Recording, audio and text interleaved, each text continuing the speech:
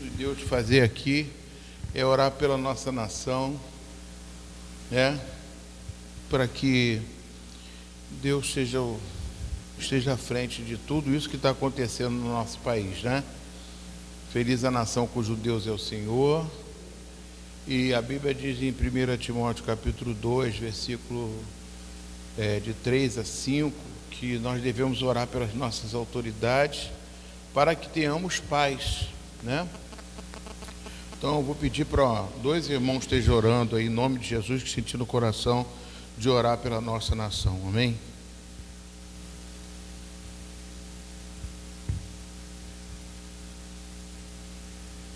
Que bom.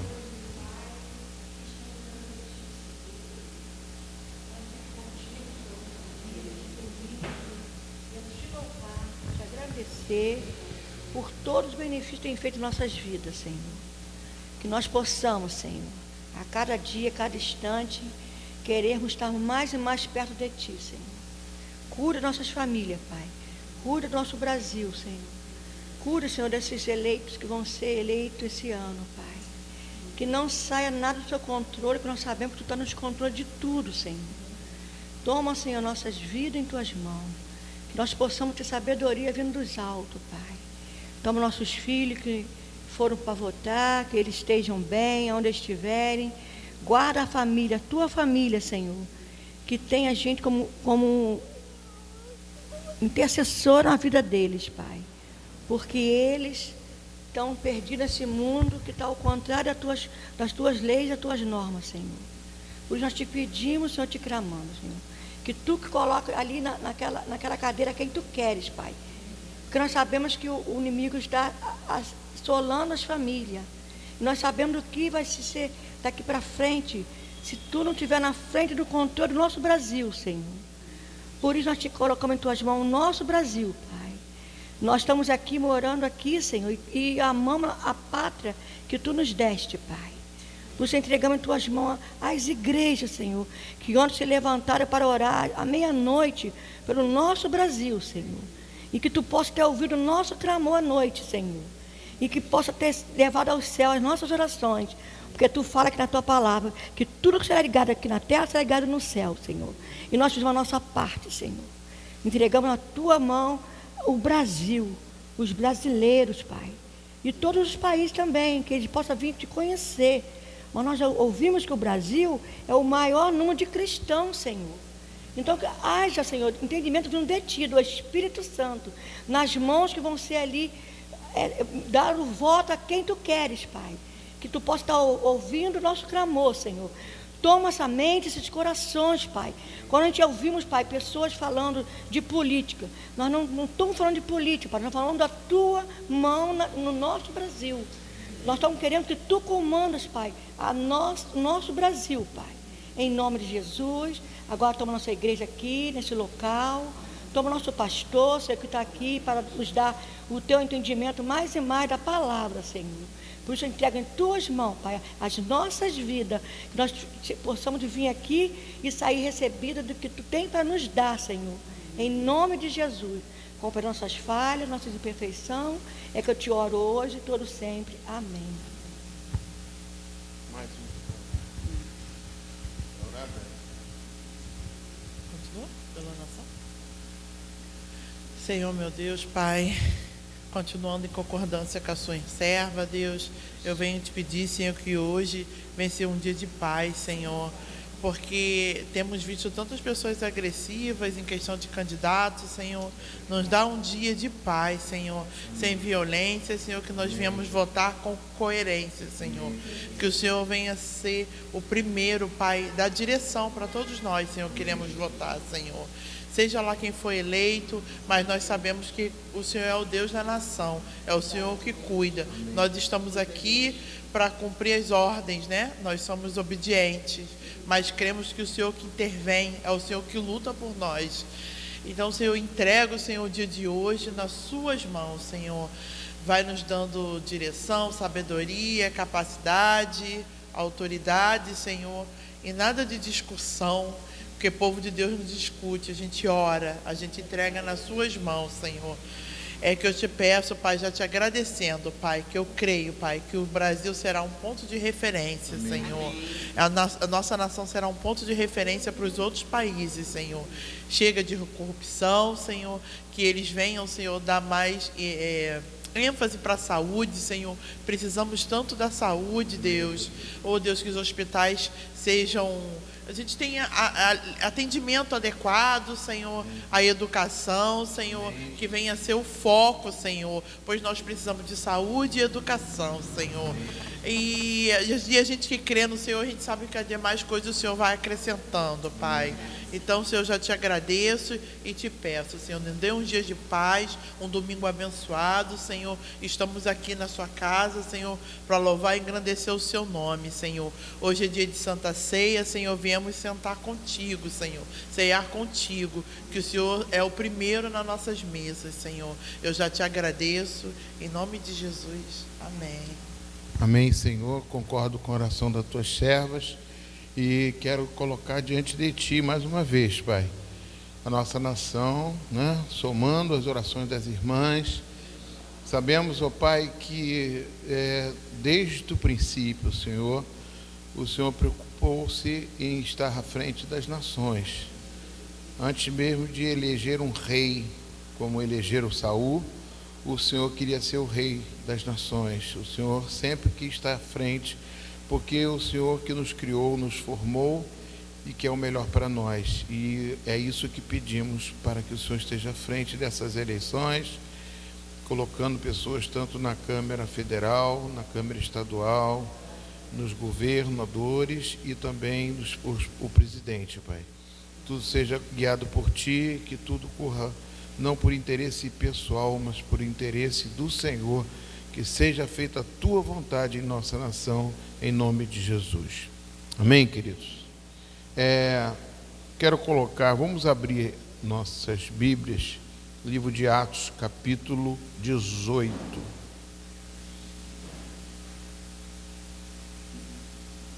Tenta acender a luz.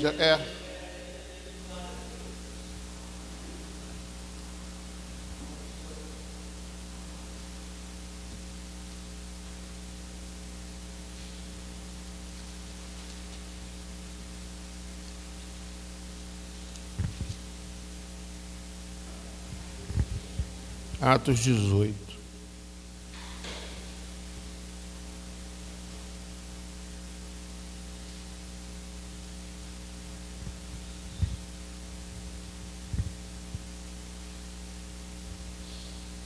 Vamos ler do versículo 1 em diante. Cada um lê um versículo, por favor.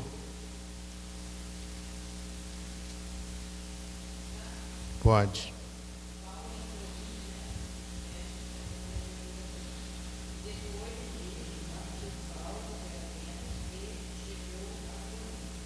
Dois.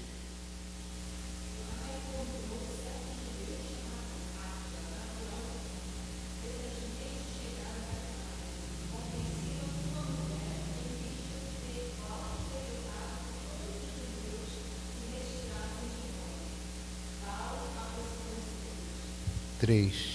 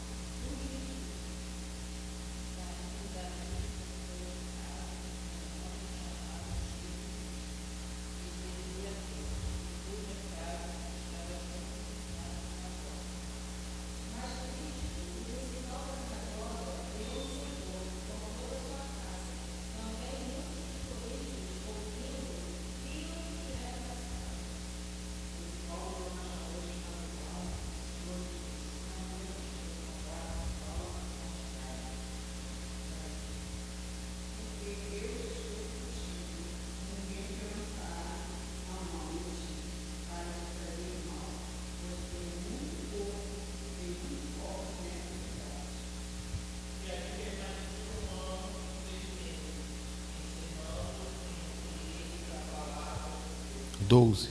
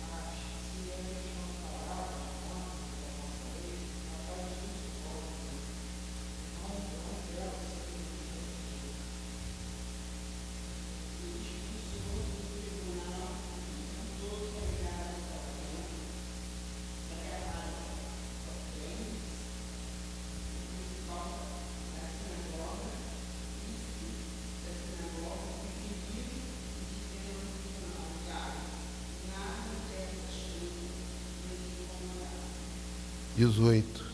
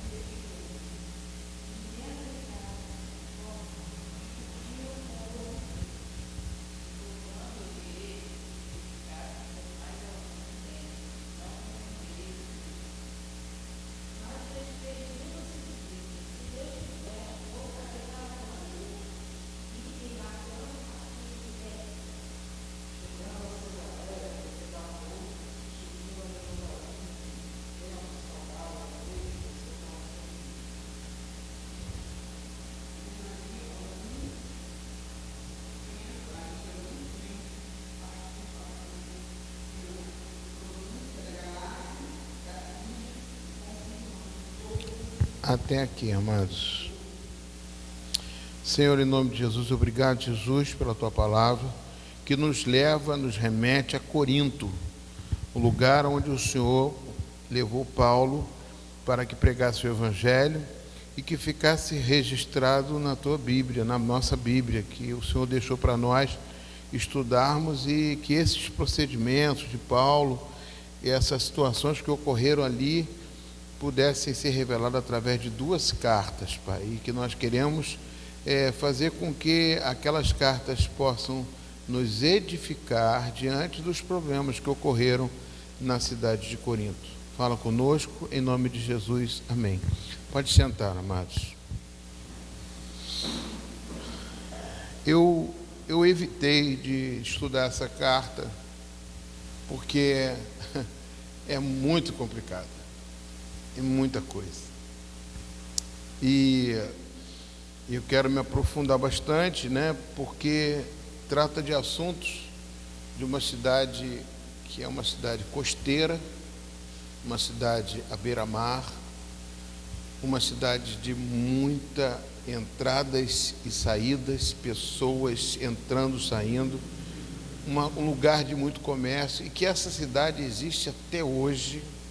É uma cidade turística, em virtude das construções, em virtude das imagens, em virtude do passado, em virtude de tantas histórias que tem a cidade de Corinto. Uma cidade muito importante, uma cidade da Grécia, que fica perto de Atenas. Quando a gente fala Atenas, a gente lembra que é a capital da Grécia, e também uma cidade onde se desenvolveu ali muitas filosofias. Isso é para a gente. Sei que vocês estão entrando agora dentro dessa cidade, e eu já entrei um tempo, e estou querendo passar para vocês o que acontece dentro de uma cidade, para que a gente possa ver como Deus opera nas pessoas, nas vidas, nas famílias, como a filosofia de uma cidade, a cultura de uma cidade, e influencia na vida das pessoas, né? Nós estamos morando em Itaipuaçu, e aqui também tem uma filosofia de vida, não só uma, várias filosofias de vida, né? Filosofia no sentido de você ter uma fé, ter uma crença, não somente fé e crença, mas costumes, culturas, né? Essa aqui é uma cidade onde era uma fazenda, né? Onde tinham os fazendeiros aqui, ali, governavam ali em Itaucaia, na fazenda de Itaucaia Vale, onde existiam à época escravos, né, que fugiam pela serra. Muitos foram sacrificados, muito sangue foi jorrado, muita injustiça foi cometida, né? Como eu falei para vocês da outra vez, eu já tive na fazenda, foi um dos primeiros lugares que eu tive aqui, quando Deus me mandou para cá. Às vezes eu olho para o meu ministério, vejo o ministério assim, puxa, o ministério é tão pequeno, né? Mas quando eu cheguei aqui, poucas igrejas tinham, né? E a primeira coisa que eu fui aqui, eu conheci uma família muito influente aqui no Recanto, que era a família do Peré. Não sei quem ouviu falar do Peré, Perezinho, da sua mãe Nazaré e do seu pai Peré, que era o mais conhecido aqui na cidade. E para vocês terem conhecimento, né, eu quando cheguei aqui houve não era uma congregação, era um ponto missionário que havia crescido. Muitas pessoas carentes aceitaram Jesus com um dos moradores daqui. Eu não sei se eu posso citar nome, eu tenho medo agora de citar nomes, porque ele namora aqui, o filho dele é gay, hoje virou gay, era um evangelista. Isso é uma história daqui da igreja, tá? E quando eu cheguei aqui, o pai dele dirigia a igreja no ponto missionário, aqui no Recanto mesmo, na casa da Nazaré. Eu citei o nome da Nazaré, né? E tinha um grupo bastante ativo, né? Tinha um outro que morava ali na serra, ainda casa até hoje, está ali, né? O filho dele morreu afogado na piscina. Muitas desgraças aconteceram. E quando eu cheguei, praticamente estava desacreditado, só tinham 3 pessoas. Eu tenho um relatório que deixaram para mim. A pastora que ficou por último aqui, conduzindo o trabalho, foi a pastora Milce. Ela esteve aqui um pouco tempo, e logo depois ela saiu e o pastor me designou para cá. Eu era de Várzea das Moças, já tinha um trabalho já construído ali, com bastante gente, que hoje até é uma igreja, né? E eu falei, não aceitei a princípio o trabalho aqui, não aceitei.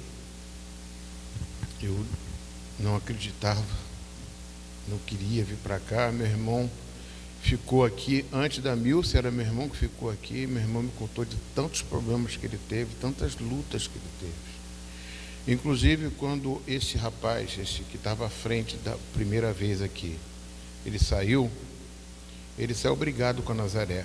Teve que sair expulso da casa de Nazaré. E houve um conflito dessa família do Peré com a família dessa pessoa, e que houve uma coisa muito ruim, muitas coisas eu nem soube, né? E já tinha um grupo de pessoas, esvaziou-se praticamente. Logo depois veio outras diferenças, que pessoas foram contra o pastor Arlindo, e teve muitas situações difíceis. Eu, quando cheguei, tinha 3 pessoas, como falei, e estava na casa da Sueli Emeri, que ali no Mato Dentro, como era chamado, que hoje é o Recanto 3. Era uma casa, até quando eu cheguei lá, tinha uma serpente dentro da casa, quando começamos a pregar, na cadeira. E a coisa foi muito espiritual, muito espiritual. Não tinha quase igreja aqui, muitos centros espíritas, graças a Deus reduziu um pouquinho, reduziu bastante. E toda essa história faz parte de uma luta espiritual, de uma batalha espiritual. Aqui no Recanto tiveram Universal, Resgate, em várias igrejas, nenhuma delas ficaram. A primeira é uma Assembleia de Deus que até hoje está fechada, que é ali, congregacional, tudo fechou, ninguém ficou aqui. Ficou essa aqui, mas deixa eu chegar até lá. Eu fiquei lá no Mato Dentro por um tempo, com 3 pessoas, 2 pessoas. Minha esposa às vezes ficava sozinha, e eu ia batendo de porta em porta, chamando as pessoas para ir para começar o trabalho. Pessoas muito humildes, muita gente humilde. Pensei em parar, pensei em sair várias vezes e desistir. Quando o pastor Arlindo me chamou, eu não queria sair de Várzea e Termoço. Nossas moças eram pessoas humildes, eu estava praticamente competindo com a Operação Resgate. Já estava estava cheio, trabalho bom, tinha fazendas lá que já estavam, pessoas que me levavam para as fazendas, eu estava gostando do trabalho, participando das famílias. De repente, eu tive que sair, o pastor Arlindo falou para eu vir para cá, porque talvez eu estava sendo bem sucedido, mas porque Deus falou com ele, eu acreditava muito nisso, mas eu não quis. Aí até que eu orei e Deus colocou no meu coração para eu vir. E o pastor Arlindo falou uma frase muito boa: porque lá é assim, difícil, é porque Deus te chamou. Foi isso que ele falou assim, por isso que Deus te levou para lá. Eu não sei o que trabalho que Deus vai fazer através de você, mas foi Deus que mandou. Eu falei, então aceitei, fiquei lá no Mato Dentro esse período com 3 pessoas. E uma das primeiras atitudes que eu tomei aqui foi ir para a casa da Nazaré, pedir perdão a ela em nome da Igreja Metodista. Falei, Nazaré, me perdoa, eu não sei o que aconteceu, não quero saber, mas são seres humanos e eu gostaria que o perdão tivesse no seu coração. A Nazaré se tornou minha amiga e parceira, colaboradora, e ficou frequentando lá no Mato Dentro de vez em quando ela podia, que ela já era uma senhora. E nisso eu trouxe a Meire, o Rafael, um dos primeiros membros da igreja que foram para lá, e assim nós continuamos, o trabalho começou a crescer lá, né? Até um dia que o pastor Arlindo, no ano de 2000, ele chegou e falou assim, estou vendo que vocês estão batizando mais gente lá do que aqui, lá em Itaipu, que eu batizava lá, eu levava as pessoas para batizar lá. E eu não era pastor, né? Estava estudando evangelismo. E a coisa foi passando, a Nazaré conseguiu esse local aqui, que o Peré estava alugando para um policial que morava aqui daqui.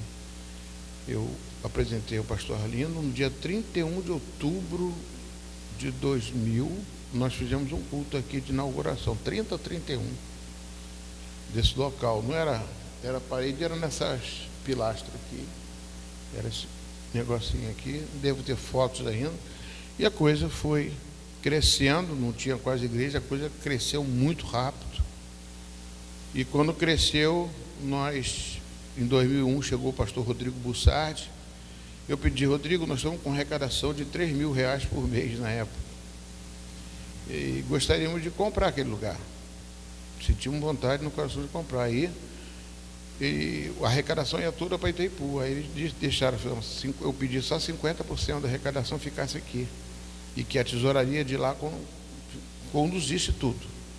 Foi separando o dinheiro e juntando, nós juntamos R$40.000, demos uma entrada para comprar, mas isso tem muita história ainda, que eu não vou meter, e conseguimos comprar esse local com um empréstimo de R$12.000 de Itaipu, juntou com os 40, com os 52, com mais 4, eu sei que nós compramos R$56.000 isso aqui.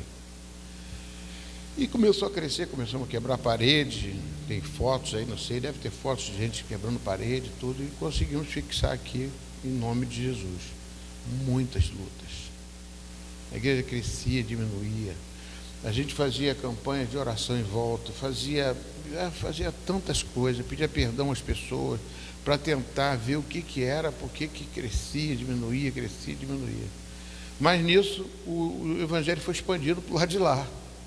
Aqui nunca cresceu. Lá, e de lá de lá, aquilo lá foi crescendo. Até hoje eu não pergunto por quê. Muita gente me conhece aqui, de lá me conhece. Mas eu creio, né? Eu estive orando a Deus esses dias, quando entrar nesse estudo de Corinto, e Deus colocou comigo: você tem uma missão, você não sabe qual é a sua missão ainda, você está no meio dela. E talvez você não tenha noção do que foi que você fez aqui, você representou aqui nesse lugar. Porque eu estava tão bem em Várzea das Moças. E você não sabe, talvez você abriu uma porta aqui, que aqui era o portão da cidade, aqui o portão da fazenda era aqui, né? Inclusive eu até orei, até lá na fazenda, dentro da fazenda, fizemos retiro dentro da fazenda, eu ministrei dentro da fazenda para igrejas, lá naquela fazenda de Itaucaia, e lá tem antes de chegar lá, eu orei lá, que tinha um filho do fazendeiro, está morto, está enterrado lá na capela, numa igreja lá dentro, uma capela que tem dentro da fazenda. Então, amados, parou de gravar? Então é uma coisa que foi assim, me remeteu muito ao passado, esse estudo de Corinto, porque é uma cidade muito difícil que Paulo enfrentou, né? E eu sou uma coisa, os estudos que eu fui lendo foi me trazendo essa realidade, né? Essa coisa, né? Que é muito interessante, e como Deus trabalha também, né? Eu trabalhei no portão da cidade, espiritualmente eu trabalhei no portão, eu abri o portão, eu não, né? Deus me usou para abrir o portão da cidade, e lá expandiu, tá, várias igrejas enormes lá de lá, mas o homem não tem valor, o valor é sempre para as pessoas que estão sendo salvas, sendo libertas, sendo curadas, crescendo e assim por diante, né? Lógico, pergunta se eu quero crescer. Lógico que eu quero crescer. Então aqui, amados, quando eu estava estudando essa carta de Corinto, como nós dizemos aqui no texto, vou reproduzir o texto aqui alguma coisa, depois disto, deixando Paulo Atenas, né, você pode ver que Atenas era uma cidade próxima, partiu para Corinto. Lá encontrou certo judeu chamado Áquila, natural de Ponto, recentemente chegado da Itália, com Priscila, sua mulher, em vista de ter Cláudio decretado que todos os judeus se retirassem de Roma, e Paulo se aproximou-se deles. Eu parei aqui só para falar uma coisa para vocês. Você vê que eles foram expulsos de Roma, porque todos os judeus foram retirados de Roma por um decreto do próprio imperador de Roma, né? Pelo decreto do imperador de Roma, Cláudio, decretou que todos os judeus foram tirados de lá, inclusive, né, esse Priscila e Áquila. Quem foi Priscila e Áquila? Agora nós vamos dar uma olhada aqui no livro de Romanos, capítulo 16. Quem foi Priscila e Áquila? Só para ter uma noção, depois vocês vão ouvir falar mais desses dois. Inclusive é a primeira vez que você vê não falar o nome do homem, falar o nome da mulher primeiro. Priscila e Áquila. Áquila, o marido.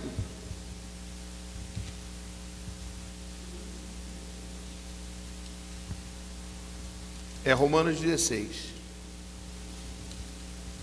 Romanos 16. A minha Bíblia está nova ainda. Quero ver onde vai parar minha Bíblia velha que eu dei para uma pessoa. Ele bota assim: recomendo-vos a nossa irmã, versículo 1, a vossa irmã Febe, que está servindo na igreja de Sencreia. Você ouviu falar em Sencreia até? É difícil falar isso, né? Sencreia. Para que a recebais no Senhor. Ela servia lá na Sencreia, lá pertinho. Para que recebais no Senhor como convém os santos, e ajudeis em tudo o que vós vier a precisar, porque tem sido protetora de muitos e de mim inclusive. Agora, saudai Priscila e Áquila, meus cooperadores em Cristo Jesus, os quais, pela minha vida, arriscaram a sua própria cabeça, e isso lhes agradeço, não somente eu, mas também a todas as igrejas dos gentios. Esse é Priscila e Áquila, uma pessoa de suma confiança do apóstolo Paulo. Amém? Para conduzir a igreja de Corinto, precisava de gente de confiança. Amados, uma pessoa que deu a sua cabeça e falou: mata a mim, mas não mata Paulo. Sacrifica a mim, mas não sacrifica Paulo. Porque ele é o líder, ele ainda tem muito o que fazer, mas a mim você pode me tomar como sacrifício. Esse é Priscila e Áquila, um casal que vendiam e faziam tendas, onde Paulo também participou, se enturmando com ele, fazendo tendas também, né? Está no capítulo 18, voltando lá, ó, no versículo 3. E posto que eram do mesmo ofício, passou a morar com eles e ali trabalhava, pois a profissão deles era fazer tendas. E todos os sábados discorria na sinagoga, persuadindo tanto judeus como gregos. Ou seja, Priscila e Áquila já eram cristãos quando Paulo conheceu eles. Então era uma pessoa que já pregava o evangelho, já falava de Jesus, eram evangelistas, eram servos de Deus, estavam ali. Então Paulo teve Deus já como fosse Deus preparando as coisas. Deus descreve certo por linha certa. Lá ele mandou: deixa Cláudio mandar embora, esse Priscila e Áquila vai para Corinto, que vai encontrar com um servo de Deus, porque eu tenho um trabalho em Corinto. Continuando. E posto que eram do mesmo, tá, versículo 4, e todos os sábados discorria, tá, versículo 5, quando Silas e Timóteo desceram da Macedônia, Paulo se entregou totalmente à palavra, testemunhando aos judeus que Cristo é Jesus. Opondo-se-lhes e blasfemando, sacudiu Paulo as vestes e disse-lhes: sobre a vossa cabeça e o vosso sangue, eu dele estou limpo e desde agora vou para os gentios. Saindo dali, entrou na sinagoga de um homem chamado Tício Justo, que era temente a Deus, e a casa era contígua à sinagoga. Deixa eu falar com vocês. Então, Paulo aqui, ele foi intitulado o apóstolo dos gentios, lá em Corinto, porque ele viu que uma dificuldade dos judeus de encontrar. Então, teve muita revelação, muita mudança no ministério de Paulo em Corinto, em virtude da dificuldade que tinha Corinto, né? Mas Crispo, o principal da sinagoga, creu no Senhor com toda a sua casa. Também muitos dos coríntios, ouvindo, criam e eram batizados.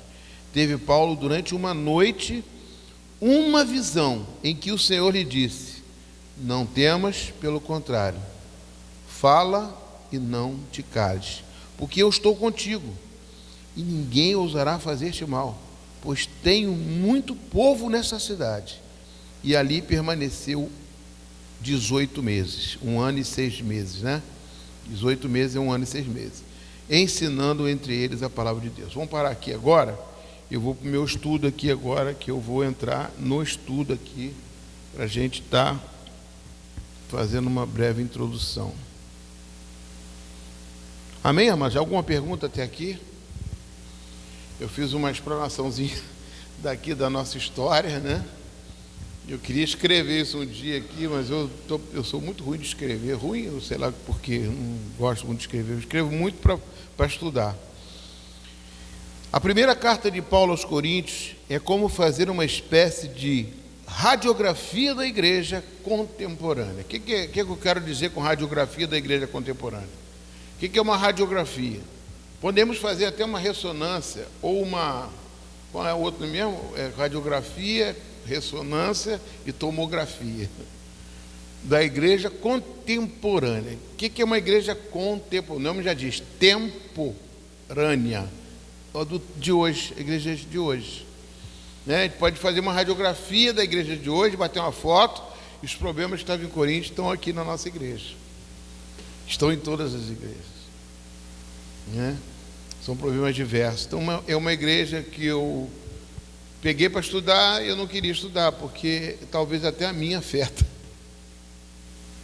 que pega até em mim, com certeza pega, entendeu? Porque são tantos os problemas da igreja de Corinto, e Deus falou assim: é aí que você vai ficar, tem muita gente minha aí. Deus não enganou Paulo, tinha muita gente, mas tinha muito problema. E serve como um laboratório. Eu que sou químico, todas as experiências que a gente fazia na química, eu fazia primeiro no laboratório, né? Para saber que misturar um ácido com uma água, você vai ter uma reação exotérmica que vai explodir. Bum! Como explodiu no laboratório lá, uma garota teve que levar para um socorro. Então é uma reação. O laboratório é o lugar onde você faz isso, né?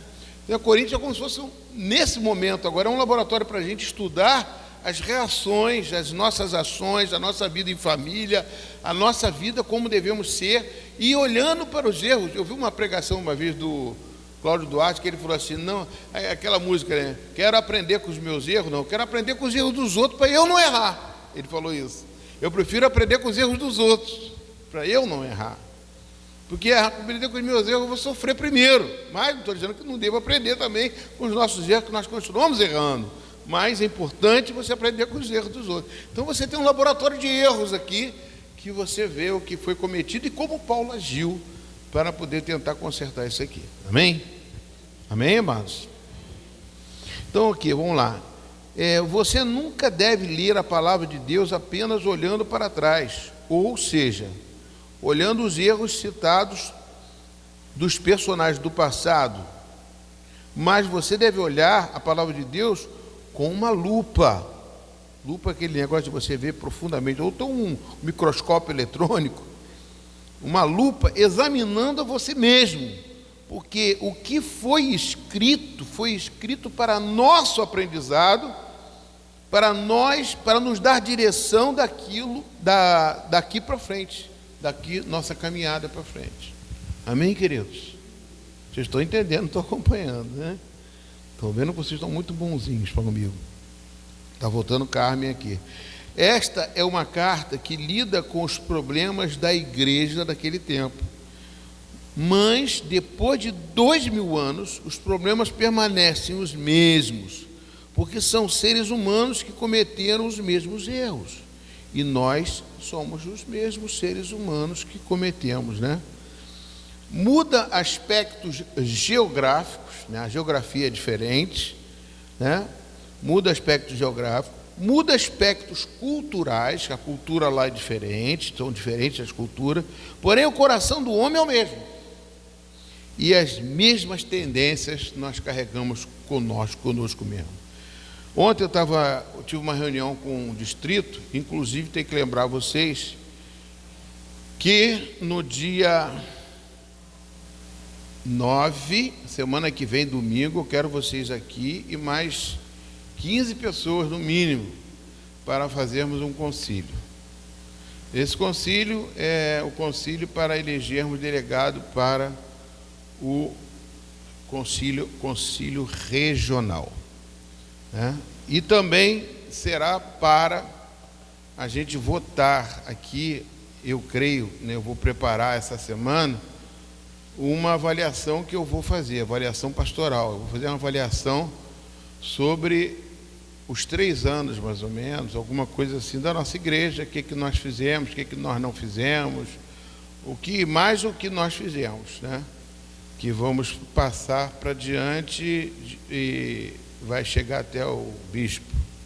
Se o bispo ler, eu não sei, né? Como foi falado pelo SD ontem, pelos maiores das reuniões lá. Vai ler, eu não sei, mas a gente vai fazer a nossa parte, eu vou fazer uma relatória aqui do como é que foi a pandemia até o período de hoje, como é que nós estamos, se nós estamos vivos, se está todo mundo vivo, se todo mundo permanece, se não permanece, né? E como é que foi esse período que nós estivemos aí com culto online, essas coisas todas, tudo isso eu vou ter que reportar e fazer uma breve aqui, nada grande, para vocês votarem e para poder ser entregue numa outra reunião que vai só a nossa liderança da clã para poder participar junto com o bispo. Então, é muito importante essa reunião para mim, para vocês, para a igreja e para mandar isso também, esse relatório, eu poder fazer um relatório condizente com aquilo que vocês pensam também. Amém? Eu vou fazer eles pediram para mim uma avaliação pastoral. Eu vou fazer uma avaliação do que eu fiz. Vocês vão votar isso. Se foi sim ou não, vocês vão votar. E também vão votar o delegado que vai para o concílio. O delegado não é delegado de polícia, aquele é o representante da nossa igreja que vai para o concílio regional, participar do concílio que vai ter dia 3 a 6 de novembro. 3, 4, 5, 6 de novembro. São 4 dias que vamos ter que ficar lá em Teresópolis, lá na Informe, né? Escola de Formações. Vai ter, todas as igrejas vão mandar representantes. Então, nós também vamos mandar o nosso representante. Cada igreja manda um. Igreja que tem 500 membros manda 2. Né? Então vai se tudo lá para aí. Mais os pastores todos que são presbíteros ou que são aspirantes ao presbiterato, todos esses pastores que já têm igreja, né? Vão para lá para também estar sendo trabalhado isso, não só esses assuntos, mas como diversos assuntos que são corridos lá na regional de todas as igrejas do estado do Rio de Janeiro. Do estado do Rio de Janeiro eu falo para facilitar. A antiga Guanabara é o Rio, cidade do Rio. Aqui é a cidade do estado do Rio, Teresópolis, Itaperuna, vai essa parte da região, Cabo Frio, tudo isso. Todos os pastores dessa região, dá em torno de 300, 400, eu não tenho noção mais quantas igrejas tem, né, que vão para lá. Então eu quero vocês aqui no dia 9 e convidando e falando com as pessoas para estarem aqui. Amém? Então, voltando aqui a nossa realidade aqui do negócio, então, muda aspecto geográfico, muda aspecto estrutural, muda a coração do homem ao mesmo. Primeiro eu gostaria de trazer para seu conhecimento, porque o apóstolo Paulo, né, ele ficou em Coríntios, né, para criar uma igreja. Por que Porque Paulo chega em Corinto na sua segunda viagem missionária, né? Você pode ver que logo depois, quando nós lemos ali, está lá, final da segunda viagem missionária de Paulo. Foi uma viagem que ele fez missionária, que a igreja, a Bíblia relata como a segunda viagem missionária de Paulo. Então, o mais importante agora, nós vamos fazer como era Coríntios, que cidade era essa, né? Por que Paulo ficou lá? Aí eu botei aqui, lendo capítulo 18, né? De 1 até o versículo 18, mas eu li até o 23, se não me engano. Até o final da viagem missionária, quando ele foi para Éfeso. Antes de tudo, eu vou falar aqui de aspectos geográficos, aspectos pessoais, aspectos físicos, vários aspectos que Coríntios chamam atenção. Mas eu botei assim, antes de tudo, para ir para Coríntios, foi direção de Deus. Amém, irmãos? Nós lemos aqui no capítulo 18, né? No capítulo 18, no versículo 9, que é o chave, teve Paulo durante uma noite uma visão em que o Senhor lhe disse: não temas, pelo contrário, fala e não te cales. E versículo 10, porquanto eu estou contigo e ninguém ousará fazer-te mal, pois eu tenho muito povo nesta cidade. O que foi isso? Foi uma confirmação que aonde Paulo chegou, Deus queria que ele tivesse. Amém? Então, todo lugar, por exemplo, quando eu vim para cá, eu estava fazendo uma relação muito pequenininha, que eu sou o minúsculo do minúsculo do minúsculo, mas é uma comparação. Eu não queria vir para cá. Eu conhecendo Itaipuaçu, eu não quis ir, nem minhas filhas quiseram vir. Minhas filhas estavam todas engajadas já em Itaipu, né? Todo gostava de Itaipu, já tinha amizade, elas não quiseram vir para cá. Então a vida delas foram construída aqui. Meu genro mora aqui, né? Minha filha mora lá, mas conheceu o Marcos aqui. Então tudo foi feito, né? Deus sabe todas as coisas. A gente nunca sabe que o local para a gente ir é Nínive. O Jonas não quis ir para Nínive. Então, mas se Deus mandou, é que Deus tem um propósito na sua vida. Então, o primeiro passo que você tem que dar na sua vida, perguntar para Deus se é vontade de Deus, se é direção de Deus para você ir lá. Mesmo que seja feio, horroroso e que não seja da vontade, mas se for, vá pela vontade do Senhor. Amém, queridos? Sinta isso de Deus. E Deus testifica em muitas coisas, não só num fato só. Testificou a Paulo aqui com vários fatos, dizendo que queria que ele ficasse lá. Falou na noite, falou assim: eu vou estar contigo, eu vou ser contigo, não vou deixar que te fazem mal, você não deve se calar. Ou seja, você vai ter muitas coisas aí que você vai querer ficar quieto, mas você não deve se calar, você tem que falar, né? Estou contigo, ninguém te ousará fazer-te mal. E ainda disse que eu tenho muito povo nessa cidade. Então tem sempre um propósito. Essa semana orando, Deus me fez lembrar umas coisas assim, que eu vou talvez até pregar hoje à noite, que diz o seguinte: se você estiver onde Deus quer, Deus sempre vai ter alguma coisa para você. Por isso que o arrimo da sua sorte é o Senhor.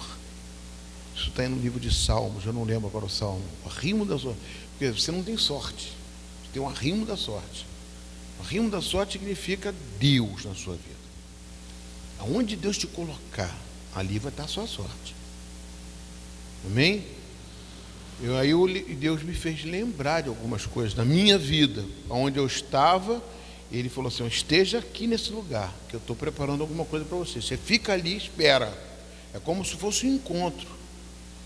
Eu estava no meu... Quando eu ganhei o carro, eu estava na terapia com meu neto, o Vitor Hugo.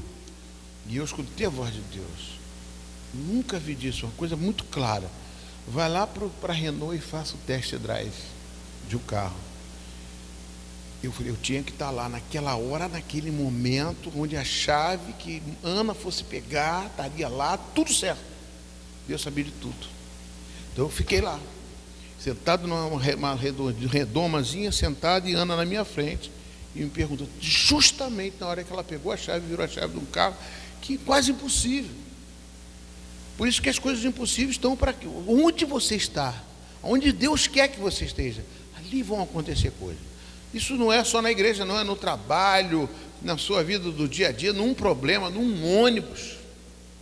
Eu lembro por um dos primeiros milagres que Deus me usou, foi uma vizinha que chegou para mim, atravessou a rua, eu estava indo correr para pegar um ônibus do 770, ela me parou e falou, ali foi o primeiro princípio do meu ministério. Ela chegou e me parou, eu olhando para o outro lado da rua, ela falando, a minha filha está no CTI com água na pleura. E tal. Alguma coisa me parou. E eu dei atenção. Ora por ela agora. Ora por ela quando voltar. Eu orei naquela hora e orei quando voltasse. Quando eu fui atravessar a rua, o ônibus 770 passou. Eu falei, puxa, por causa de Dona Maria, meu Deus. Reclamei. E agora para chegar atrasado no trabalho e tal. Atravessei a rua, vi um outro 770 vazio. Entrei, sentei no ônibus. Falei, caramba, glória a Deus. Aí começou a minha cabeça a funcionar. Eu estou na vontade de Deus. Eu era novo na fé, muito novo. Quando chegou no Largo da Batalha, o ônibus da minha frente enguiçou. Todo mundo do ônibus passou para o nosso ônibus. Uma coisa interessante, cara. Eu falei, meu Deus, eu nunca esqueci isso. Nunca vou esquecer isso. Coisa assim que você está onde Deus está. Voltei para casa, o que eu fiz? Não pensei duas vezes. Tinha gente visita lá em casa, falei, dá licença que eu vou orar. Fui lá para o quarto, me ajoelhar, orar pela filha da Dona Maria. Orei para a Dona Maria, no dia seguinte ela falou, aconteceu um milagre. Ela saiu do CTI, está boa, está curada. E uma outra situação, água na pleura, da filha de Aglaé. Filha de Aglaé não, a nora da Aglaé, casada com o filho dela. Ela pegou o telefone, liga e fala com ela, ora com ela. Eu liguei para ela, orei com ela estava na cama, ela levantou da cama, foi curada na hora, levantou da cama e começou a varrer. Todo mundo ficou assustado. Água na pleura, ela estava para marcar a cirurgia com ela. Esqueci o nome dela agora. Os filhos já estão grandes já, até o filho dela que esteve aqui no gabinete comigo. Eu lembro que ele teve uma situação difícil, até de tiro que levou no carro dele. Situações conflitante, mas eu estava no lugar certo, na hora certa, no momento certo, para Deus fazer, operar. Que aí é Deus que opera. A gente quer fazer do nosso jeito, mas é a mesma coisa. Você quer falar com o presidente, quer falar com o governador, você que tem que buscar ele. Você tem que estar no lugar onde ele está, não ele está no lugar que você está. Você tem que buscar ele. Se Deus é o maior, é o Senhor, você tem que buscar ele. Se você está aqui hoje, Deus tem um propósito na sua vida. Se for aqui que Deus quer que você fique, alguma coisa Deus tem para falar para você, com certeza. Então preste atenção que você vai ouvir alguma coisa. Deus, o que foi que você quer que eu guarde disso tudo? Não é o pastor Luiz que está falando, eu estou falando da Bíblia, não estou falando de mim. Estou falando de mim, o testemunho que Deus fez comigo, não é meu, é Deus que fez. Se você está num lugar, acontece. Minha cirurgia, eu não tinha plano de saúde. Lá ontem, quando eu estava na reunião, conversando com pastores, eu usei esse testemunho. Falei, poxa, Deus falou forte comigo. Uma coisa forte foi que nas eleições estão falando, eleições. Falei assim, ó, o rapaz falou um negócio lá, o pastor Alexandre até, não sei que pastor, aí chegou para mim, eu falei para ele assim, olha só, meus, queria dizer uma coisa, você está falando de perseguição da igreja, essas coisas todas, eu acho que de repente é até bom, de repente é a vontade de Deus que a igreja seja perseguida de tal forma, que, por exemplo, assine um decreto que nenhum evangélico possa ser político. Quando eu falei isso, a mesa de pastores parou. Quem é? Aquelezinho lá de Itaipuaçu que falou. Teve uma gente até que mandou mensagem para mim. Eu falei assim, sabe por quê? Porque é a pior coisa que tem quando nós estamos ligados ao Estado. Isso começou lá atrás.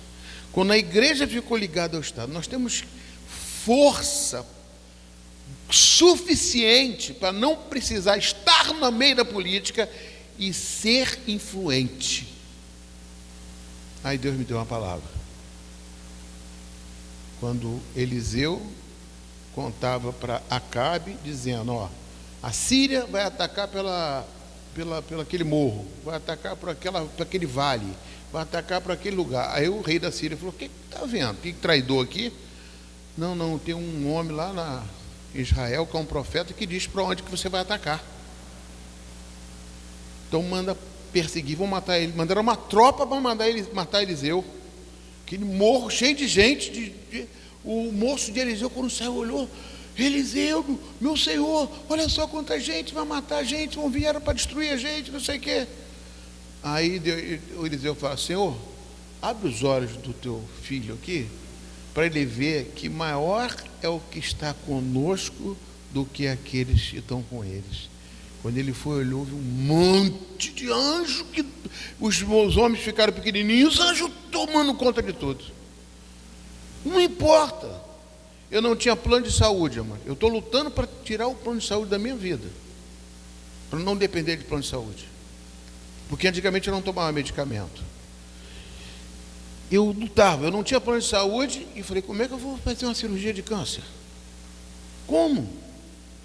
Eu orei, Deus me disse, tal médico. Eu falei, meu Deus. Procurei o médico, quando eu fui ver o médico que operou meu pai em 1984. Em vez de já estar gagá. Eu fui em 84, já deve estar vendo, operou o papai. Quando eu fui lá no Google, o homem está cheio de gente, um monte de gente procurando ele. Eu falei, meu Deus, eu fui lá, paguei particular, paguei R$500, não podia pagar, paguei R$500 para poder ser consultado com ele. E o que aconteceu, mano? Graças a Deus. No primeiro atendimento ele chegou e falou assim, eu já tinha ainda vários médicos querendo fazer radioterapia, falando que eu era barrigudo, não podia operar, não podia rasgar. Você não vai morrer com essa doença. Eu falei, não foi o senhor que falou. Deus está te usando. Eu falei isso com ele. Até hoje ele me chamou de pastor. Ele é um médico do pastor Cláudio Duarte. Que até Cláudio Duarte dá testemunha aí de uma coisa que botar dedo, essas coisas aí que fica uma brincadeira. Ele é o médico do pastor Cláudio Duarte. Cláudio Duarte não tem pouco dinheiro, não, tem muito dinheiro. Ele é o médico dele. E ele lembra mais de mim, ouve mais a mim, talvez. Porque ele chegou para mim e falou assim, Cláudio Duarte está de muita brincadeira, ele tem que falar sério. Ele falou assim mesmo para mim. E o pastor do Cláudio Duarte já falou isso para ele, que ele tem um pastor. tipo mentor, né? Então, amados, você não é pequeno, não. Você é grande diante de Deus. Você parece ser pequeno diante de tanta gente que fala muita coisa. Mas você queira ser pequeno sempre. Eu sou pequeno, eu sou o menor de todos, sou o menor dos apóstolos, como o Apolo disse, eu sou o menor, sou o menor. Mas deixa Deus te usar, só isso. Não precisa bater no peito, Deus me usa. Não, Deus não usa ninguém. Deus usa quem Ele quer. Então ali é fundamental, amados, você está vendo isso. Quando eu fui fazer cirurgia, estou vivo até hoje, desde 2013. Graças a Deus. E eu não tomava, entendeu? Não fui a médico particular. E quem me pagou a cirurgia, amados? Um carro que bateu na casa da minha mãe, bêbado, e que eu tinha orado um dia antes, que o dono do posto resolveu pagar aluguel lá do posto de gasolina, que até existe até hoje, Petrobras, está lá o posto, o tubo está debaixo da casa da minha mãe. Eu lembrei aqui do tubo agora, eu falei assim, aquilo ali podia explodir, tem uma hora que podia explodir, porque está acontecendo na casa da minha mãe só a misericórdia. Já morreu minha mãe, já morreu minha irmã, e meu irmão está num asilo. Explodir, que daquela hora eu orei com raiva para que eles se mudassem dali, para que o posto comprasse e se mudasse. E o dinheiro serviu para quê? Para eu pagar a minha cirurgia de 10 mil reais. Onde eu podia imaginar que um carro ia bater, o cara ia consertar, o cara ia pegar e alugar o gás da Alameda que não tinha na época para pegar o gás lá na rua da casa da minha mãe. Nunca que eu imaginaria isso. Onde você está, se Deus está com você, Ele vai fazer coisas maravilhosas. Ele está ali, Ele vai estar. Você tem que estar onde Deus está. Não estou falando que você vai ficar na igreja o dia todo, não, mano, porque Ele não está na igreja só, não. Ele está na sua casa, Ele está no seu trabalho. Você tem que estar onde Deus está, obedecer a Ele, a voz dEle, buscar ouvir a voz dEle. Eli estava dentro do quarto dormindo. Samuel estava no outro quarto. Mas Deus estava lá no quarto de Samuel. Falava com Samuel. Ele ia correndo para o sacerdote, porque ele pensou que fosse sacerdote. O sacerdote era a vida dele, era o mentor dele, era tudo. Mesmo sendo Eli, aquele todo errado, mas era o mentor dele, ele era obediente, ele ia lá. Até que uma hora falou assim, fica na sua casa, no seu quarto lá, que é Deus que está falando com você. Deus está lá querendo falar com você. Às vezes a gente vai procurar lugares, coisas, situações para poder encontrar Deus de uma forma errada. E Deus está com você. Amém, queridos? Aleluia. Glória a Deus. Então, amados, eu vou ter que parar agora, já são 10h30. Vou botar só água na boca de vocês, que a gente vai ter depois. Eu vou fazer, antes de tudo, a direção de Deus. Vou fazer um estudo da cidade, né? Só vou dar aqui uma pincelada aqui, fazer que nem os cenas dos próximos capítulos. Paulo era um missionário guiado por Deus, estrategista na sua análise. Ele buscava sempre a nuvem do Espírito Santo que estava com Moisés, ou seja, o Espírito Santo, tanto que ele em 1 Coríntios capítulo 10, ele fala que tem que ser batizado na nuvem e tem que ser batizado no Mar Vermelho. A nuvem é o Espírito Santo. E o Mar Vermelho é batizado nas águas. Obediência. Então ele fala isso. Estratégia. E ele buscava sempre a nuvem do Espírito Santo, como Moisés, e as cidades as quais se dirigia com muito critério e cuidado. Corinto era uma das maiores e mais importantes cidades do mundo na época. Como também Roma, Éfeso e Alexandria. Porque Paulo ficou em Corinto? Porque ele permaneceu 18 meses naquela cidade. E abaixo eu vou colocar algumas coisas que vocês vão entender. Além da visão do Espírito Santo que Paulo entendeu como chamado de Deus para plantar uma igreja naquela cidade, teve também a razão geográfica. Aí eu vou entrar nessa área, vou caminhar bastante aqui. Razão geográfica porque eles estavam entre o mar Egeu e o mar Jônico. Esses dois mares, amados, era um tráfego intenso. Era o maior tráfego de navios que tinha, de barcos, era por aquela área.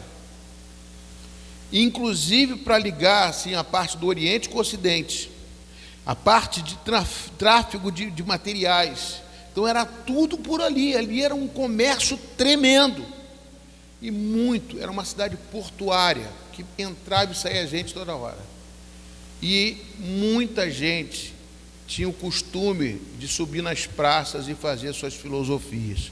Eu vou parar aqui, depois a gente vai continuar, amém? Vamos ficar de pé em nome de Jesus. Eu vou ministrar a ceia do Senhor, tá? Coloque sua vida diante de Deus, amém?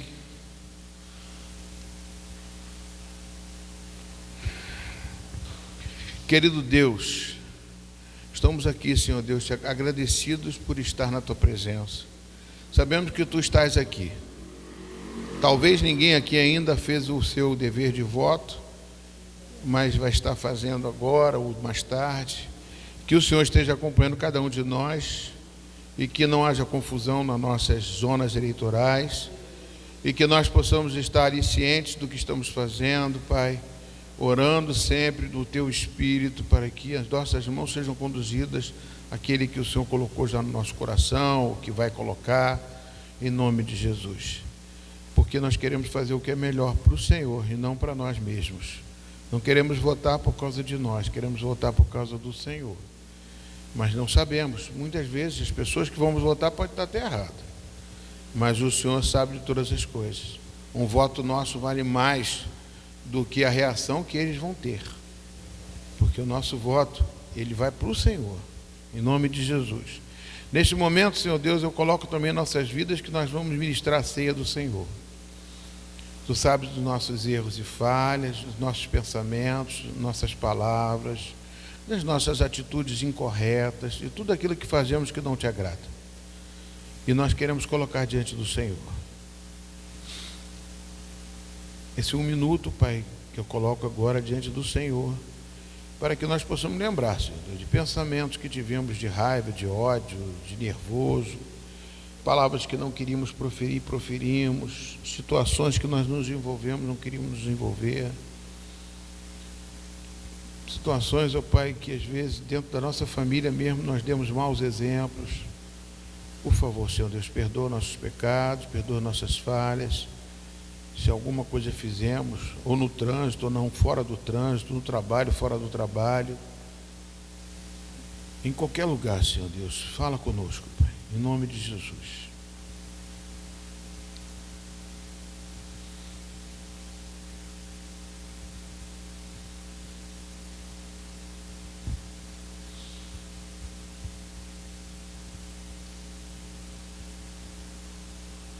Queremos ser vaso perfeito. Queremos ser moldados pelas suas mãos. Se erramos, quebra-nos, faz novamente. Nós é que pedimos para o Senhor fazer isso. O Senhor não quebra porque a gente está errado. O Senhor quebra quando a gente pede para quebrar, para desfazer e fazer o que é certo. Por isso que nós estamos pedindo perdão dos nossos pecados. Repita comigo assim: Senhor meu Deus, perdoa os meus pecados, por pensamentos, por palavras e por atitudes. Tudo que eu fiz que não agradou o Senhor, eu te peço perdão, em nome de Jesus. Amém. Pedi a Cleide para me ajudar aqui.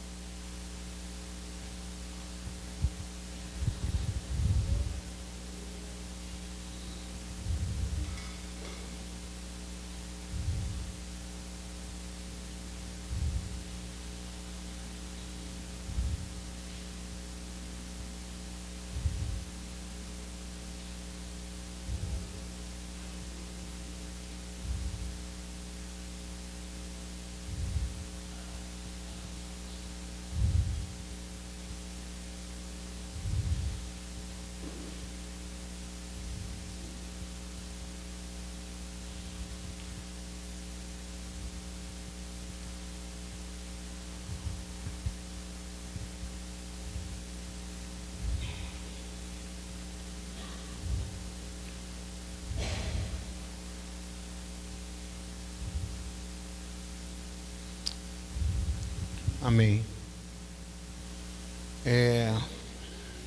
Pode vir aqui pegar os elementos da ceia e voltar. Vem, Cristo já nos preparou um manjar que nos comprou e agora nos convida a ser. Senhor, em nome de Jesus, eu consagro este pão agora. Representa o corpo de Cristo. O suco de uvas representa o sangue de Jesus. E à medida que comermos e bebermos, estamos renovando a nossa aliança com a cruz do Calvário, a morte de Cristo e a sua ressurreição, tudo que Ele deixou para nós em sua cruz, em nome de Jesus. Pode pegar os alimentos. Cristo já nos preparou um manjar que nos comprou e agora nos convida a cear com celestial maná que a graça a Deus te dá. Vem faminto tua alma saciar, vem cear, o Mestre chama, vem cear. Mesmo hoje tu te podes saciar, poucos pães multiplicou, água em vinho transformou.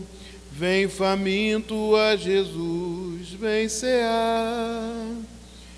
Eis discípulos a voltar, sem os peixes apanhar, mas Jesus os manda outra vez partir.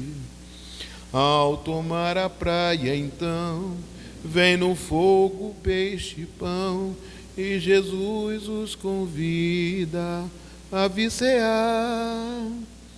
Vem cear, o Mestre chama, vem cear. Mesmo hoje tu te podes saciar, poucos pães multiplicou, água em vinho transformou. Vem faminto a Jesus, vem cear. Quem sedento se achar, vem a Cristo sem tardar, pois o vinho sem mistura Ele dá. E também dá vida o pão, que nos traz consolação. Eis que tudo preparado já está.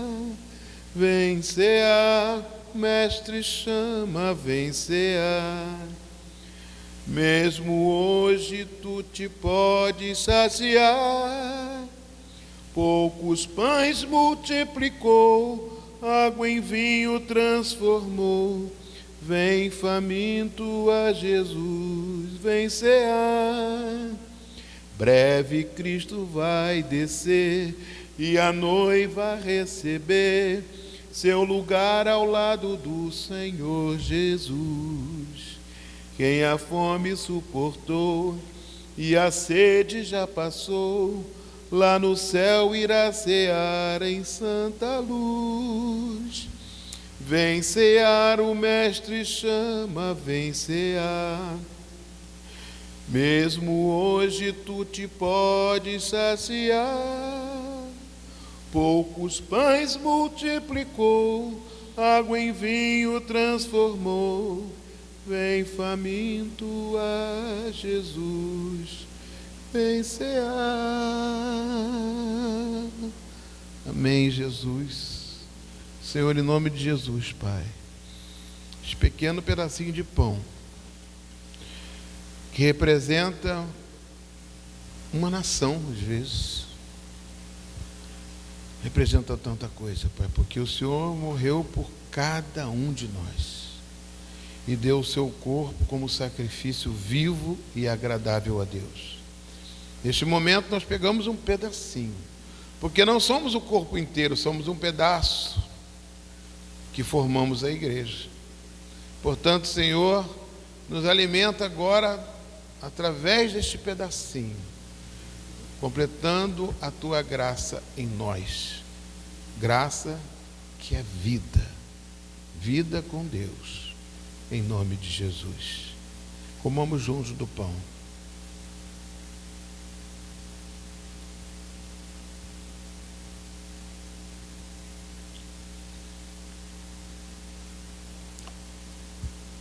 Depois de comer o pão, tendo dado graças, ele tomou o suco de uvas e disse: este é o cálice da nova e eterna aliança do meu sangue.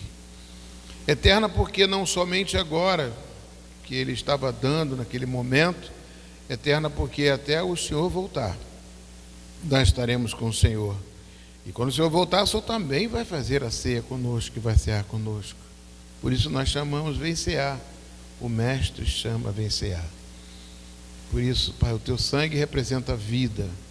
E nesse momento a tua vida estará em nós, através desta parte que a tua igreja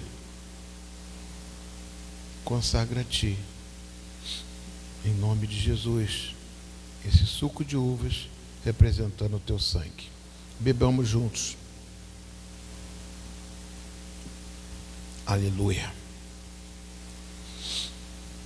Em nome de Jesus, jogamos fora tudo aquilo que não pertence mais a nós. O pecado que tenta nos impedir de sermos felizes. Amém, queridos? Obrigado pela presença de vocês. Voltando a lembrar, semana que vem, convide pessoas da igreja. Só membros da igreja podem participar deste ato do concílio. Amém? Será domingo pela manhã, às 10 horas, vai ter escola dominical. Não é motivo para não ter escola dominical, amém? Ou talvez tenha que começar às 9 horas, não vai ter louvor, sei lá. Eu vou começar direto e a gente faz o nosso concílio para a glória e honra do Senhor. Senhor, obrigado, Jesus, por mais uma vez estarmos na tua presença. Obrigado, Jesus, por este culto. Abençoa a tua igreja, abençoe todos, ó Pai, que não estão aqui hoje, mas que estão por algum lugar, exercendo o seu voto, fazendo de alguma forma, Pai, cumprindo, a César o que é de César, a Deus o que é de Deus. Portanto, Senhor, leva-nos em paz para os nossos lares. E que a graça do nosso Senhor e Salvador Jesus Cristo, o amor de Deus, nosso Pai, e a plena e total comunhão do Espírito Santo de Deus, seja contigo hoje, seja contigo amanhã e seja contigo todos os dias da sua vida. Vou em paz e que o Senhor muito vos abençoe. Pode bater palma para Jesus. Aleluia. Deus abençoe vocês.